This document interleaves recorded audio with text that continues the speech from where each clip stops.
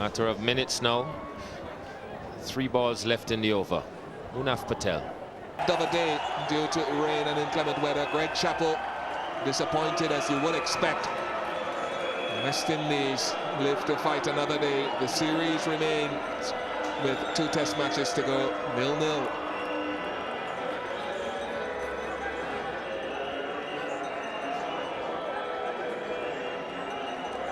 Small relief than anything else for the West Indies. They will head to St Kitts knowing that they're still in with a chance of clinching the series. Brian Lara's brilliant 100.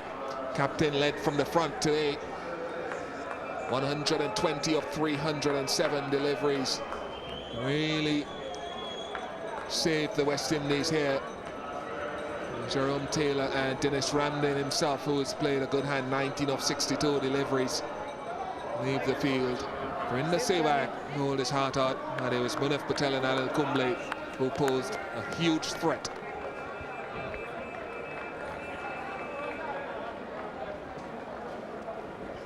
Here's a man who made saving this game possible.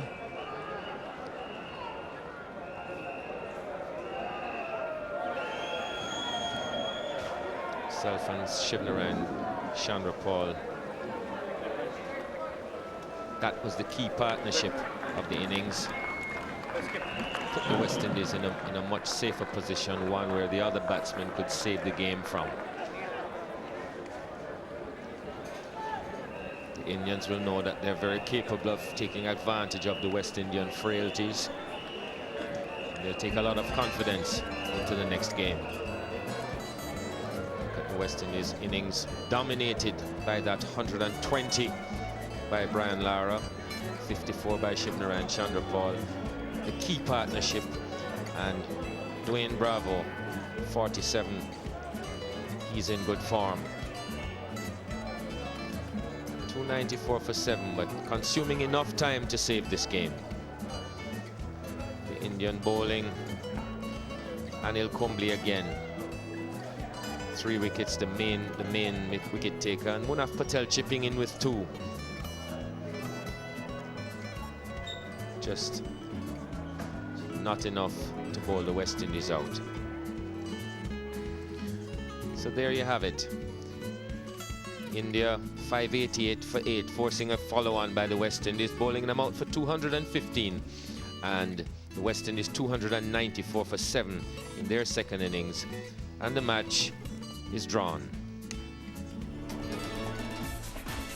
So for the moment, that's the end of the cricketing entertainment from the Caribbean, but lots of domestic entertainment to look forward to. First of all, England against Sri Lanka. Tomorrow night, 2020 match at 7 o'clock on Sky Sports 1 and Sky Sports HD, followed by the first one-day international between the two nations, England against Sri Lanka. That begins at 10:30, again Sky Sports 1 and Sky Sports HD.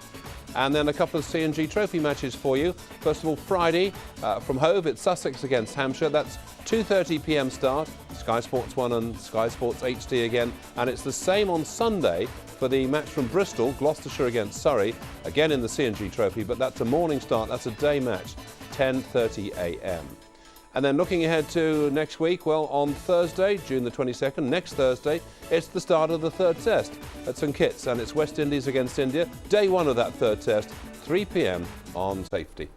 Well, much relief, but I think they played well enough. Brian led from the front, and they deserve to get a draw from it in the end. And also, India would feel like they should have won this game. Can't blame the weather. If India had 2 full days, they probably would have pulled off a victory. But I think today the West Indies did all that they had also done, that was occupy the crease and bat the day out, and they did it in tremendous fashion. So what, apart from Brian Lara, what positives would you take out of the fact that you've saved the game? Well, the partnership between him and Shiv, I think, was the crucial partnership that saved the game for us. And also the way Bravo came out and batted. So there was pluses for the West Indies.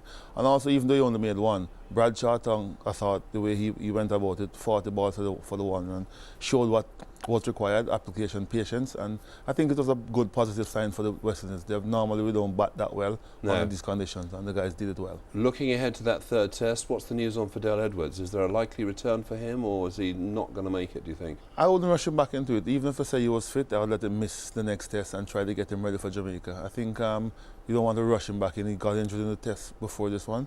Let him get enough time to recover and come fully fit for Jamaica if he's going to play again in this series. OK, thank you for that, Courtney. So what we're going to do is take a short break. When we come back, we'll have the presentation and look back over what's been an eventful day in St Lucia, and it's match drawn. The West Indies have managed to save it against all the odds.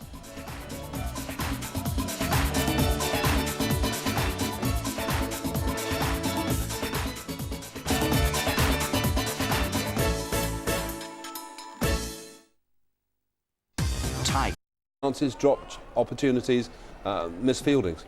Yeah, India has themselves to blame for that. They put on a couple of catches, and there was a few decisions that didn't go their way, but also there was a few that went their way. But I think catches win matches, and the catches that they put down, they only got themselves to blame for that.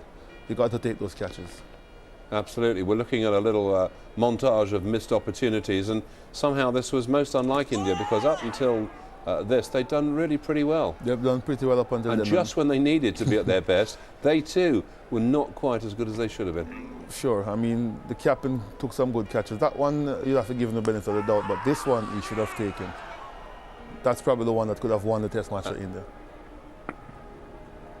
You just wonder too, when you look at these missed opportunities and the fact that they haven't beaten you, I wonder if they're just starting to think, what have we got to do to beat the West Indies? You know, there is that little thing creeping into this now. That is a fact, but I think also the West Indies now is going to start believing themselves that India got the first two tests to win, they didn't do it, now it's our turn. And that cricket has a way of turning around on you. So the West Indians must be feeling a lot more confident now that it's the next test match will be theirs. India will be cursing themselves. We had two good chances and we did not make the most of it. So this match coming up next week, it's going to be tough again for the West Indies. I just wonder what they will now be saying to themselves between now and then. How will Brian Lara, when they leave and they all go their separate ways after they've watched the football, I just wonder what the mood will be. What will the message be to the boys before they get back together for that third test? Well, the message will be go and relax yourself, celebrate the football if you're supporting Trinidad, but just remain focused. We've got a very important test match that we cannot afford to lose. We need to win it because the West Indies will feel a lot more confident going into Sabina Park to play, believing that they can win there. So it was important not to lose this test match, but it's also equally important not to lose the next one. Yeah. To try to win it, but they'd rather go to Jamaica needing that test match to decide the series. And do you get the feeling, you're still in touch with a lot of the players there, you know the mood, do you get the feeling that there is still room for optimism in the West Indies camp? I mean, things aren't quite as bad as they appear from the outside? There's room for optimism. They're not as bad as it appear on the outside, and the guys are believing themselves a little bit more. And with these last two batting performances that saved the game for the West Indies, by the way that the lower order batted, there's a lot of confidence in the camp, and they're believing more and more that they can do it. Courtney, thank you for that. What we can now do is cross back to the Beausejour Stadium in St Lucia. Tony Cozier's there waiting for the start of the presentation. Ceremony for the second Digicel set test of the series. Yet again, a cliffhanger, a nail-biter, a cardiac arrester. We had a wonderful match once again, and it's ended in a draw. So we go on to the last two tests of the series, still with all to play for. The presentation ceremony this afternoon, let me present the presentation party. Mr. John Mangles, who is the country manager of Digicel St Lucia. Mr. Dennis James, who is the president of the St Lucia National Cricket Association. And Mr. Claudius Emmanuel, who has adjudicated the Man of the Match award. He, of course, is a former St Lucia national cricketer and a radio cricket commentator. If I can now ask the captain of the West Indies team, Brian Lara, to come forward, please.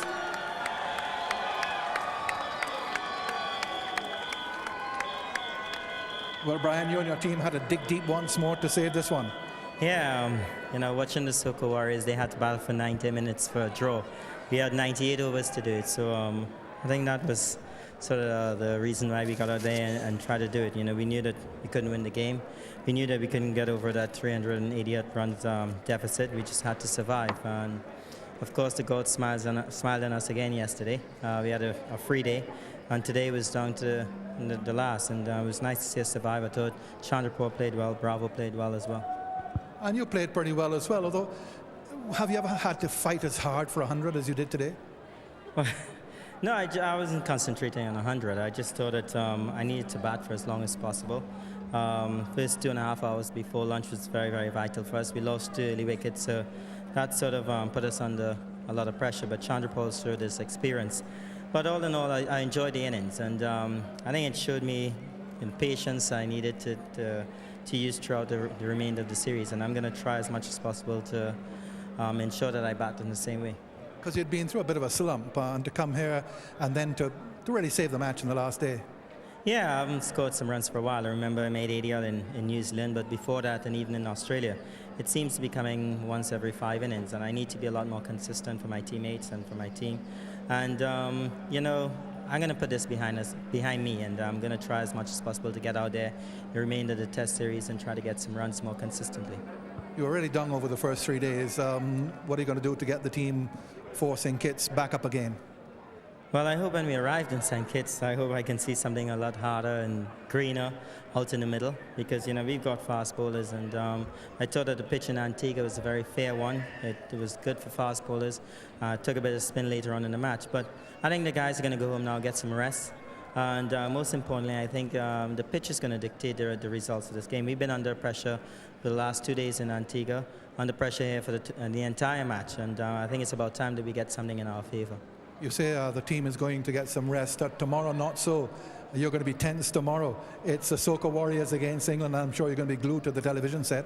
Yeah, most definitely. I have a 6:30 flight in the morning out to Trinidad, and looking forward to looking at the match. I think we can squeeze one against England, and that'll be great for us.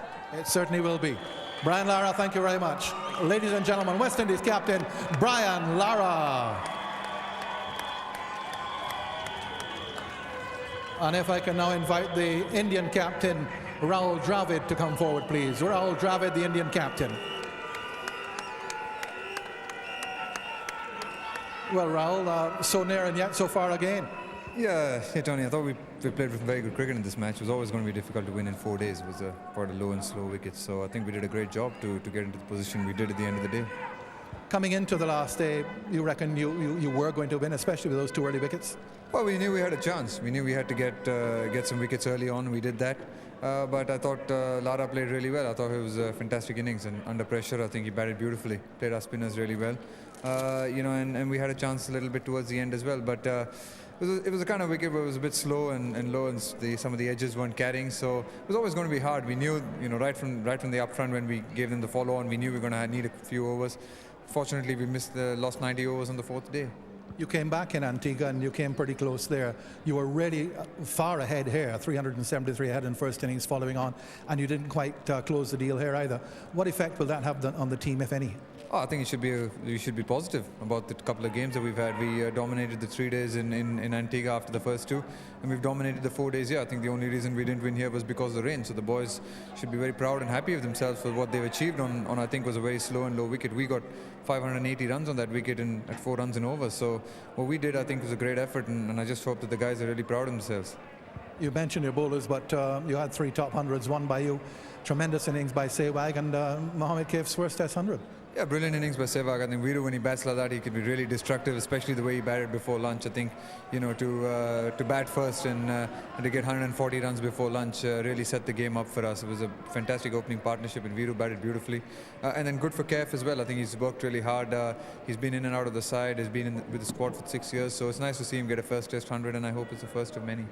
Rahul, thank you and your team for the entertainment you have given so far. We look forward to the last 2 Test matches. Ladies and gentlemen, the Indian captain, Rahul Dravid. And we can tell you the man of the match, Virender Sehwag. OK, there is still more cricket to come here on Sky Sports. We can now tell you about internationally what's coming up, starting with tomorrow, the 2020 match at the Rose Bowl, England against Sri Lanka, 7 o'clock start on Sky Sports 1 and Sky Sports HD. The one-day international on Saturday, that begins at 10:30 from Lord's, England against Sri Lanka, that too on Sky Sports 1 and Sky Sports HD.